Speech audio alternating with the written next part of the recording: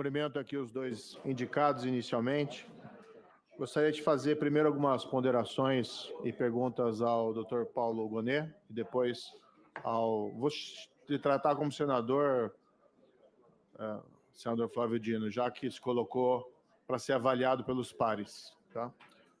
Dr. Gonet, eu tenho uma crítica apenas, que eu sou favorável à lista tríplice que é formada no Ministério Público, e acho que é um mecanismo salutar, embora caibam também ponderações sobre elas. Só um minuto, senador Moro.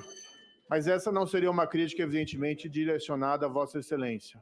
Né? Vossa Excelência foi indicada fora da lista, mas sabemos, isso é notório, que Vossa Excelência tem predicados, tem uma reputação profissional e técnica no Ministério Público Federal, que, aliás, confirmado aqui nessa data, nessa sabatina.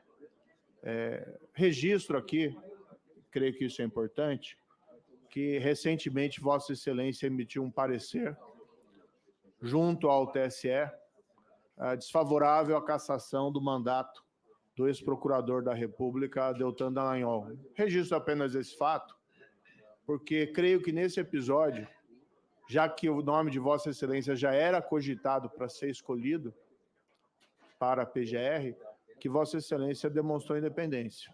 Ela demonstrou que, apesar, imagino, todos têm o sonho, né, de ser, eventualmente, Procurador-Geral da República, mas Vossa Excelência agiu com a independência e deu o seu parecer no sentido que entendia apropriado para aquele caso específico. E isso tem que ser ressaltado aqui nessa sabatina. Nós temos visto aqui, doutor Gonet, uma escalada no Brasil da criminalidade. Nós temos visto uma escalada do crime organizado. E isso tem deixado as pessoas intranquilas. E, embora exista uma responsabilidade da área da segurança pública, muitas vezes aparecem decisões judiciais e posturas que as pessoas não compreendem e delas se ressentem. Eventualmente, algumas podem ter as suas razões técnicas, mas várias delas acabam causando uma certa espécie. E existem decisões judiciais que acabam tendo um alcance maior do que o caso concreto. Então, por exemplo, quando teve uma decisão judicial devolvendo um helicóptero a um traficante de drogas, quando teve uma decisão de primeira instância que não decretou a prisão preventiva de alguém envolvido em homicídio, e essa mesma pessoa, meses depois, se envolveu num latrocínio de um magistrado lá em Pernambuco. E aqui nem estou indicando os órgãos judiciais, o importante não é fazer não quero fazer um ataque institucional a ninguém, estou apenas colocando essa constatação. Quando teve recentemente uma pessoa que foi presa e foi solta no dia seguinte, e depois, 2 dias depois, se envolveu no assassinato de uma pessoa num show, numa saída de um show, e aquilo gerou uma comoção nacional. Tudo isso vai dando às pessoas uma sensação de que a segurança pública, né, e que os tribunais, as cortes de justiça, que eventualmente podem ter suas razões técnicas, mas que não estão atentando para essa problemática da segurança pública e da criminalidade, e que as cortes de justiça têm que proteger também os direitos da vítima. Também, da primeira indagação a Vossa Excelência, se é possível esperar uma postura respeitada, evidentemente, os direitos fundamentais do acusado, do investigado, uma postura mais firme do Ministério Público Federal, da PGR, em relação ao combate a essa criminalidade comum e o crime organizado. E aqui eu trago também uma observação que tenho da minha vida profissional, que eu fui 22 anos juiz federal, e eu sempre senti o Ministério Público Federal um pouco distante do enfrentamento da criminalidade organizada.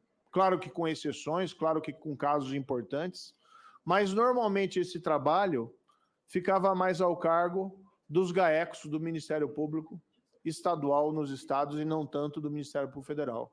Então, a indagação a Vossa Excelência são duas, nesse sentido. Qual é a postura que nós podemos esperar do PGR em relação à criminalidade comum e à criminalidade e o crime organizado? E se Vossa Excelência, claro que se for aprovado, imagino que Vossa Excelência seja reticente em traçar muitos planos, mas se Vossa Excelência tem alguma ideia, um plano para colocar o Ministério Público Federal mais encarregado, mais na linha de frente contra a criminalidade organizada, que é o que nós precisamos hoje nesse país. Queria também indagar nessa linha para Vossa Excelência, como Vossa Excelência vê a relação do Ministério Público com a polícia, com os órgãos policiais. E a última questão para Vossa Excelência, sua visão sobre imunidade material. Nós falamos muito aqui das liberdades, liberdade de expressão, inclusive, mas a questão da imunidade material é algo fundamental para o exercício da atividade parlamentar. E nós temos uma certa percepção nessa casa de que tem havido uma certa relativização dessa imunidade material. Vários processos contra parlamentares por conta de crimes contra a honra ou ações mesmo judiciais por danos. Se a gente for fazer uma interpretação histórica, inclusive, dos textos da nossa Constituição, nós vamos ver que em diversos momentos no texto da nossa Constituição pretéritas, inclusive daqueles dos períodos mais duros, como do Estado Novo, havia previsão na Constituição de que a imunidade material não abrangia crimes contra a honra. Não é o caso da Constituição de 88. No entanto, vários parlamentares processados por crimes contra a honra ou processados civilmente por crimes contra a honra. E, claro, ninguém diz que a liberdade talvez seja absoluta ou ilimitada, mas acho que o próprio parlamentar tem que ter a liberdade até de errar. Tá? Ele não pode esperar, por exemplo, denunciar um caso de corrupção, tem que esperar um trânsito em julgado de uma decisão judicial, ele tem que ter essa liberdade. Então, gostaria de ouvir Vossa Excelência também sobre essa questão. Indo para o senador Flávio Dino. Senador, um primeiro ponto que eu tenho em relação à indicação de Vossa Excelência não é uma crítica direcionada a Vossa Excelência, mas a quem lhe indicou. Porque nós temos, e até me surpreendo que ninguém falou isso até o momento, mas nós vamos ter uma diminuição do número de mulheres no Supremo Tribunal Federal. Sabemos do seu currículo, sabemos das suas qualidades, sabemos também que a sua indicação gera controvérsias e gera polêmicas, mas uma delas diz respeito à diminuição do número de mulheres no Supremo Tribunal Federal. E por parte de um presidente que sempre se colocou, pelo menos se dizia, preocupado com a diversidade de gênero. Teremos apenas uma mulher, já que se aposentou a ministra Rosa Weber, teremos apenas a ministra Carmen Lúcia, e o presidente não conseguiu indicar uma mulher para o Supremo Tribunal Federal. O que é mais espantoso é que dos nomes que eram ventilados, Vossa Excelência acabou sobressaindo nessa indicação, mas os nomes que eram ventilados, nenhum deles era de mulher. O que nos faz supor, senador Petecão, que se surgir uma vaga por alguma circunstância, não creio que vai acontecer, mas se surgisse uma vaga, não seria novamente indicada uma mulher pelo presidente da República. Sobre isso, até, senador, nem coloco aqui uma indagação para Vossa Excelência, é um comentário da minha parte, uma crítica que eu faço. Na mesma linha do doutor Gonê, senador Flávio Dino, nós vemos uma escalada da criminalidade no Brasil, um problema de segurança pública, que é um problema sério, que já vem de anos, mas existem crises pontuais também que aconteceram dentro da sua gestão do Ministério da Justiça. Eu tenho sido crítico à sua gestão dentro do Ministério da Justiça, mas não vim aqui para criticar a questão da segurança pública, já que Vossa Excelência está pleiteando uma outra posição.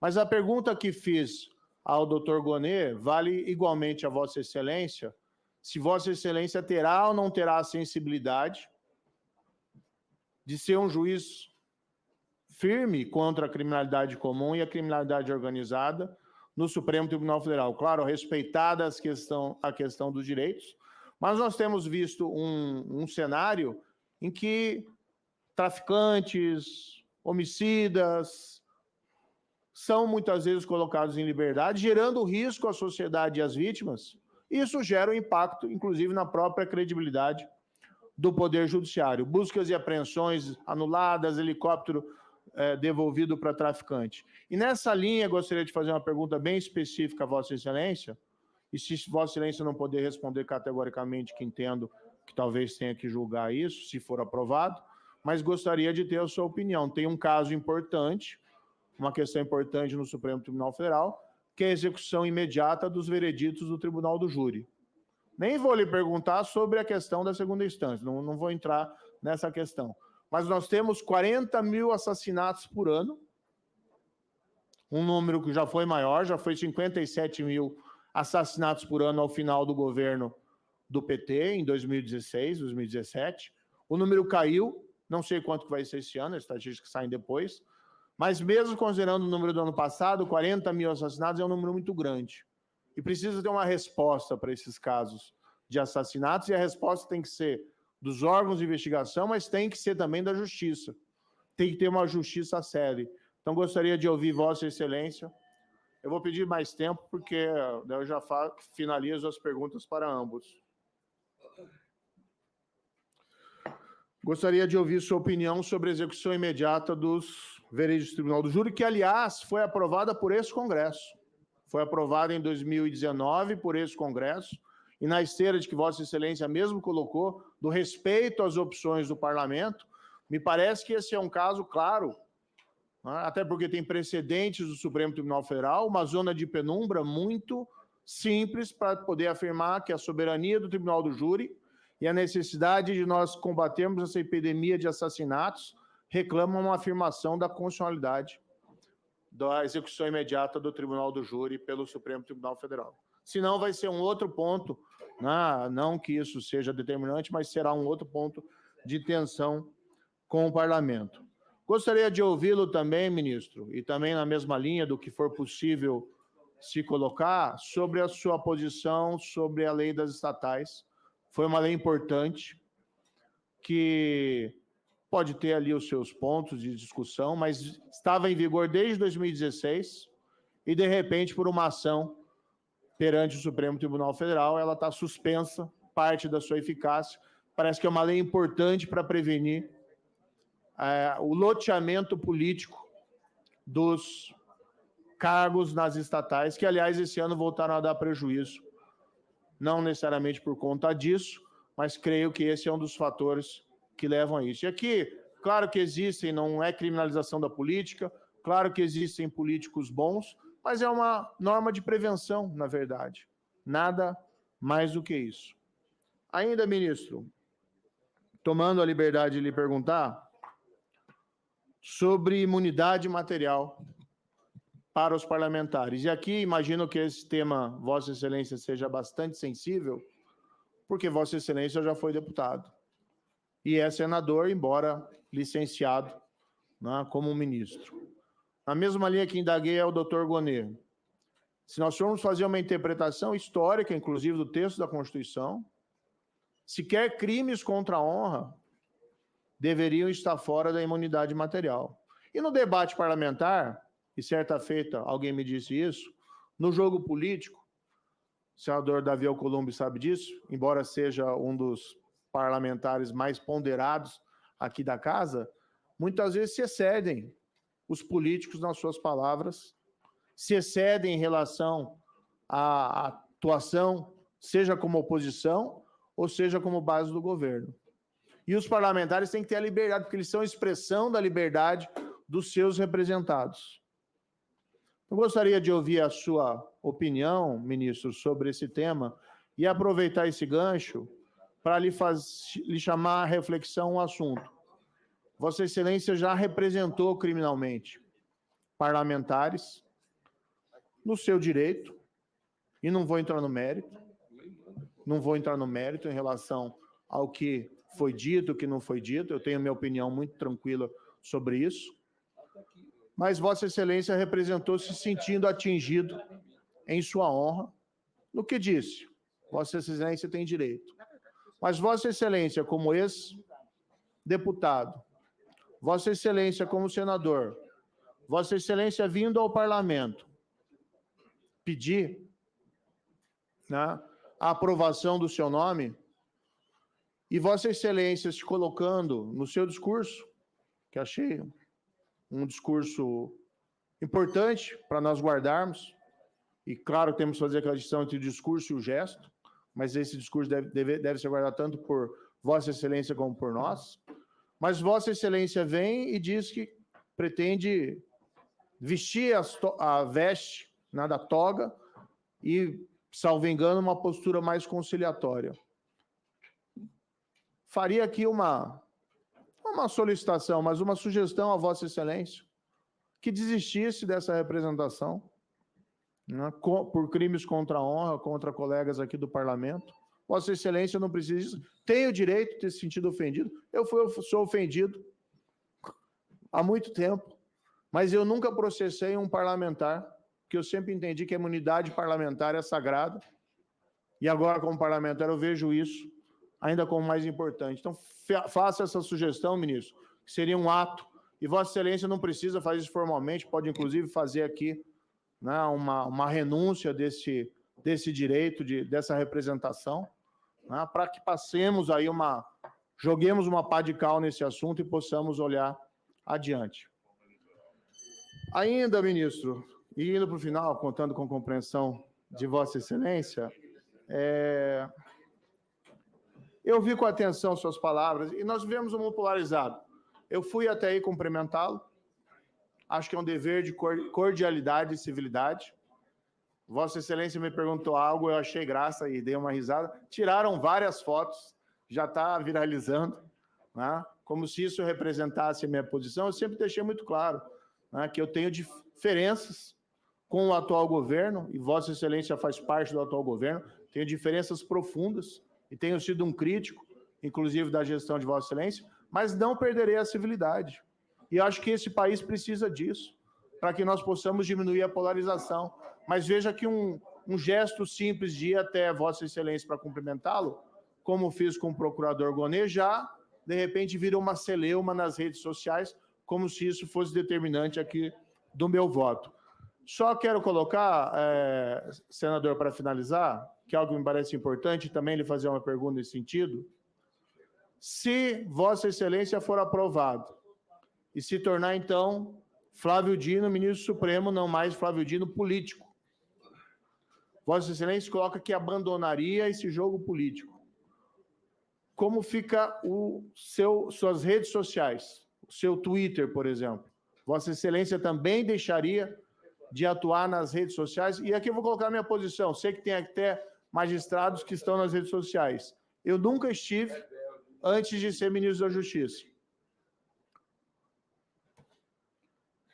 No dia abril de 2019, foi quando eu entrei no Twitter. Agora eu continuo, porque sou político, né, senador, mas eu faço uma sugestão a Vossa Excelência e uma indagação, se Vossa Excelência continuará frequentando o Twitter como frequenta hoje, o que nós podemos esperar da sua postura, se eventualmente tiver o seu nome aprovado. Então, são essas indagações. Muito obrigado. Você dá a palavra ao doutor Paulo Gonê. Muito obrigado.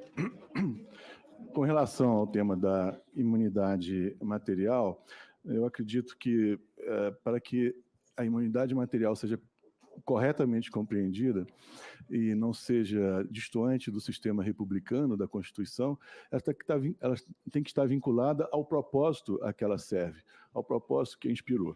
O propósito é garantir a liberdade de atuação do parlamentar.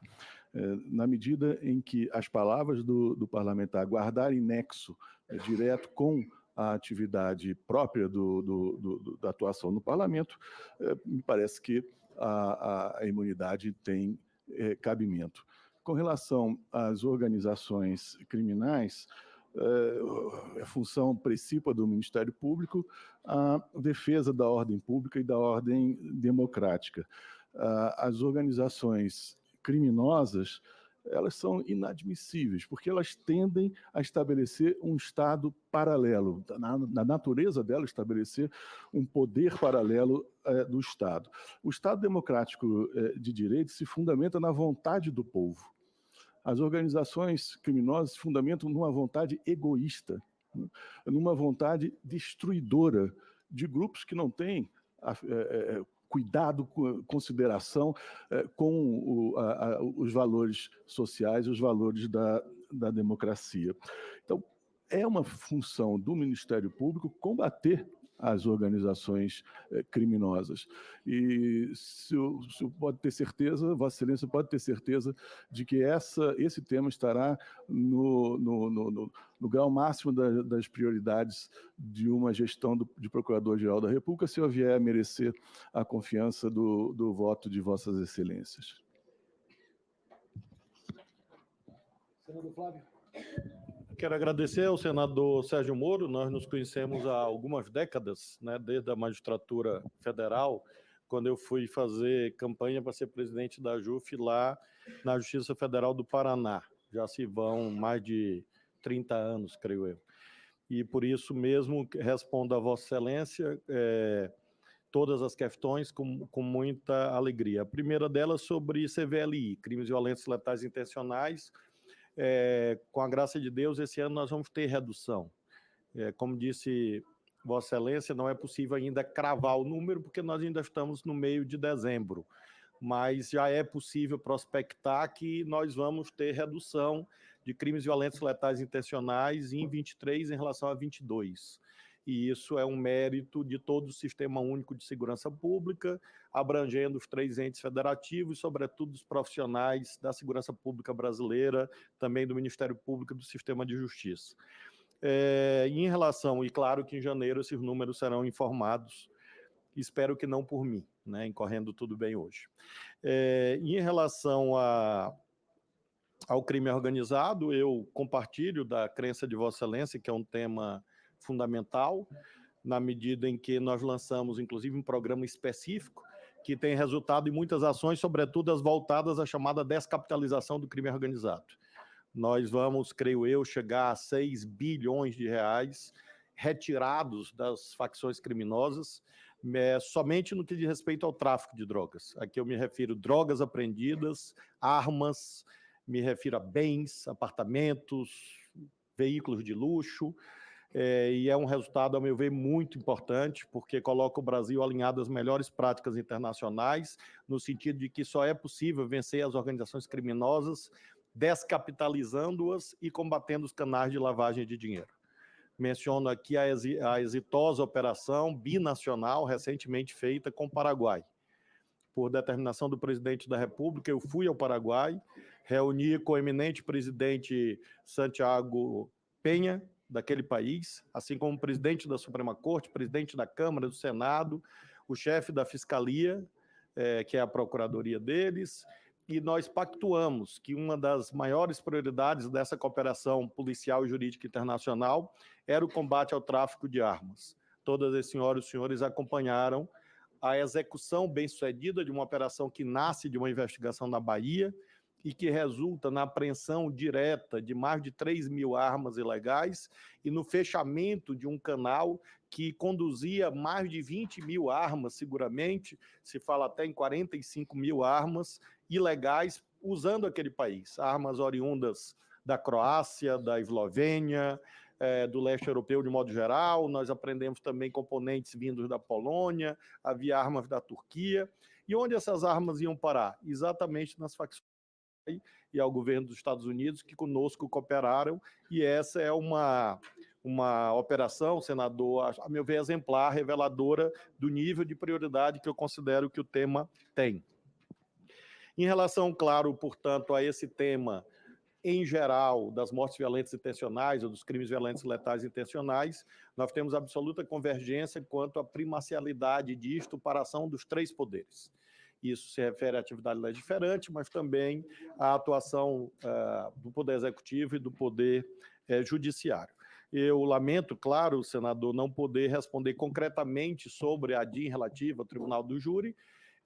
Compreendo bem o seu argumento acerca da soberania dos vereditos, que é uma cláusula constitucional incerta no catálogo do artigo 5º, mas, oportunamente, claro, se merecer a aprovação do Senado, votarei, e aí, claro, estarei à disposição para eventuais esclarecimentos. Assim como em relação à lei das estatais, é um julgamento em curso, e por isso mesmo eu não posso pré-julgar, porque isso geraria, infelizmente, impedimento, suspeição. Sobre as suas ponderações acerca de representação criminal, representações criminais, eu recebo de coração aberto, recebo como sempre faço ao longo da minha vida, com muito zelo no que se refere à reflexão. Eu reflito sempre antes de cada decisão e eu recebo as ponderações de Vossa Excelência como sugestões bem-vindas. Apenas doutrinariamente, claro, um exame em tese no futuro, lembrando que o artigo 55 da Constituição tem um limitador, que é o parágrafo 1º. Então, é preciso sempre enxergar os institutos. Vossa Excelência lembra bem de Zagrebelski, que nos ensinava que não se interpreta a Constituição em tirinhas, em pedacinhos, né? Você interpreta o sistema constitucional. Eu sei que o senhor conhece isso muito bem. Por isso mesmo, apenas a ponderação em tese, para examinarmos o caput do 55 à luz do parágrafo 1º também, mas isso nada infirma ou refuta a sugestão de Vossa Excelência, repito, muito bem-vinda. Finalmente, sobre redes sociais, evidentemente que muda, porque, como mencionei, bem sei do sacrifício que farei em relação à minha vida política. Ontem eu falava para alguns senadores e senadoras que eu gostava, né? Ou gosto, sei lá, de fazer carreata, comício, caminhada, preferencialmente no sol, mas gosto muito da atividade política, não considero como algo penoso, pelo contrário, e por isso respeito muito a política, a vivo muito intensamente há 17 anos, mas sei que, em merecendo a aprovação agora na CCJ, e vejo que o senhor, senador Moro, ainda não votou, o que me enche de esperança. Agora, em merecendo a aprovação no Senado, não votou ainda não. Em merecendo a aprovação aqui na CCJ e também no plenário, é claro que eu deixo a vida política em todas as dimensões, inclusive nas redes sociais. Evidentemente, não opinarei politicamente sobre temas políticos, porque realmente isso é absolutamente incompatível. Pretendo, quem sabe, manter as redes sociais, nunca pensei nisso, porque cada dia tem a sua agonia, suas preocupações, mas, a princípio, eu acho que temas jurídicos são bem-vindos, assim como também eu preciso de algum lugar para falar do Botafogo e do Sampaio Corrêa. Quem sabe, por isso, mantém as redes sociais, porque são duas paixões inexplicáveis que eu tenho, né? No caso do Botafogo, eu preciso dizer em algum lugar que um time que lidera o Campeonato Brasileiro com 20 pontos não tem direito de ficar em quinto lugar. Eu preciso de algum lugar para escrever isso. E talvez seja o Twitter, mas jamais emitindo qualquer tipo de juízo político ou opinião partidária, nada que o valha. Vossa Excelência tem a palavra para a réplica. Muito rapidamente aqui, né, que eu já me estendi um pouquinho. Primeiro para o doutor Gonet, né, ouvi com atenção. Faria apenas uma sugestão, humildemente, doutor Gonet, porque até adianto que pretendo, né, apoiar a sua indicação, mas acho que precisa de uma mexida talvez estrutural dentro ali do Ministério Público para aproximar mais o Ministério Público das polícias para esse enfrentamento, claro, com base na lei, da criminalidade organizada, mas fica apenas aí a título de sugestão. Em relação, né, ao senador Flávio Dino, eu vou insistir apenas nessa questão, seria um gesto grande de generosidade de Vossa Excelência, porque são parlamentares que são da oposição, não estou entre os parlamentares, deixo aqui fazer essa observação. Talvez tenham feito críticas ali que se excederam, não se excederam, mas a questão não é o mérito, a questão é o Instituto da Imunidade Parlamentar. Claro que a gente pode discutir os limites, até onde vai, até onde não vai, mas Vossa Excelência, como um parlamentar, ex-parlamentar e agora ainda senador, a demonstrar um gesto, né? Porque o seu discurso, né, foi um discurso muito ponderado aqui, e até nós precisamos dessas notas taquigráficas e entregar para Vossa Excelência não esquecer durante aí, né, todo esse período, porque acontece, infelizmente, como colocou o senador Magno Malta, Problemas de memória, às vezes, relacionados ao que foi dito aqui na sabatina. Aí seria um gesto concreto de Vossa Excelência, sinalização ao parlamento, e o país precisa de uma pacificação, o país precisa de uma conciliação. A própria questão aqui da votação, isso não pode ser visto como um jogo de fla-flu, né? Ou de... Botafogo não vou considerar, ministro, desculpe. Mas a gente precisa de gestos em direção da pacificação. E aqui faço uma crítica à Vossa Excelência, que durante o período que Vossa Excelência foi ministro da Justiça, Vossa Excelência acabou contribuindo para o acirramento da polarização. Tudo bem, teve o 8 de janeiro, que talvez explique, né? Foi um acontecimento realmente complexo aqui dentro da nossa conjuntura, mas nós vimos de Vossa Excelência como ministro da Justiça uma posição muito combativa e, a meu ver, em oportunidades específicas com exagero, e nós precisamos exatamente o contrário. E nós precisamos ter uma segurança aqui no parlamento de que, caso o seu nome seja aprovado, Vossa Excelência realmente vista a toga e não o contrário. A questão do Twitter, que coloquei a Vossa Excelência, porque o Twitter, as redes sociais, elas acabam muitas vezes gerando equívocos, né? Eu mesmo já me manifestei em algumas ocasiões e me arrependi, né, de frases mais fortes. Eu vi aqui, até indagar a Vossa Excelência, tem um Twitter que Vossa Excelência postou recentemente, envolvendo lá, que acho que Vossa Excelência fez uma comparação ruim, utilizando a figura de Herodes, relacionada à questão da crise da faixa de Gaza, de Israel. Houve até uma crítica da CONIB relacionada a isso. E não estou colocando aqui a título de indagação, não.